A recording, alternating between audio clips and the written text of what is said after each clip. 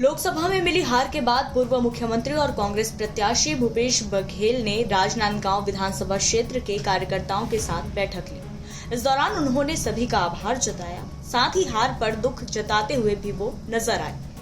बता दें कि राजनांदगांव लोकसभा सीट से 44,411 वोटों से पूर्व मुख्यमंत्री भूपेश बघेल को बीजेपी के संतोष पांडे से चुनाव में हार का सामना करना पड़ा।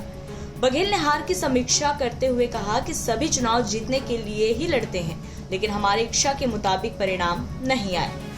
लोकसभा चुनाव में हार के बाद भूपेश बघेल ने कहा कि चुनाव में सफलता नहीं मिली, लेकिन जनता का आदेश स्वीकार है।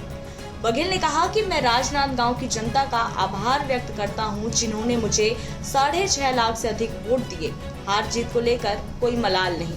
लोकसभा शहरी और ग्रामीण क्षेत्र दोनों के कार्यकर्ताओं के प्रति मैंने आभार व्यक्त किया और सभी साथियों ने खूब मेहनत की।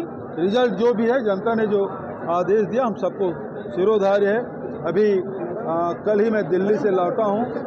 वहाँ खड़गे जी की अध्यक्षता में CWC की बैठक हुई, जिसमें सोनिया जी, राहुल जी, प्रियंका जी और सारे नेता उपस्थित थे। 100 से अधिक सांसद जीते। ये वो सभी सांसद थे। रात में सोनिया मैडम ने डिनर भी दिया था, सब लोग एकत्रित हुए और एक वातावरण जो ये दिल्ली में यही था कि जो एक भय का वातावरण था, अब वो वातावरण नहीं है। पूर्व मुख्यमंत्री ने कहा कि कार्यकर्ता सब कुछ जान रहे हैं, चुनाव में कहां चूक हुई यह सब समझ रहे हैं। हालांकि सबने मिलकर काम किया, चुनाव लड़े। बावजूद इस लोकसभा चुनाव में हम सिर्फ राजनांदगांव विधानसभा से ही उतने वोटों से हारे हैं जितने वोटों से विधानसभा चुनाव में नहीं हारे थे। ये गंभीर बात है, इसके लिए सबको विचार करना चाहिए।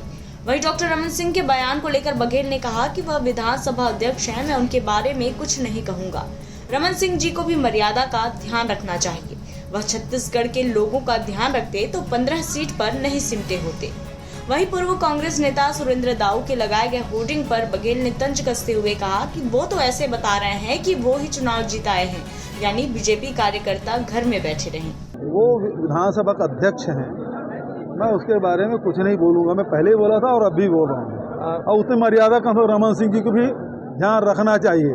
यदि वो पूरे छत्तीसगढ़ के लोगों को ध्यान रखते तो 15 सीट पे नहीं सिमटे रहते रमन सिंह जी।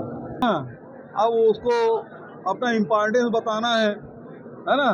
इम्पोर्टेंस बताना है तो कर रहे हैं। मतलब वो तो बता रहे हैं कि मैं ही चुनाव जिताया हूँ, तो इसका मतलब भाजपा के लोग तो घर में बैठे रहे। राजनांदगांव में भूपेश बघेल ने कार्यकर्ताओं का ढांढस बंधाते हुए कहा कि चुनाव आते जाते रहेंगे, दुखी होने की जरूरत नहीं है।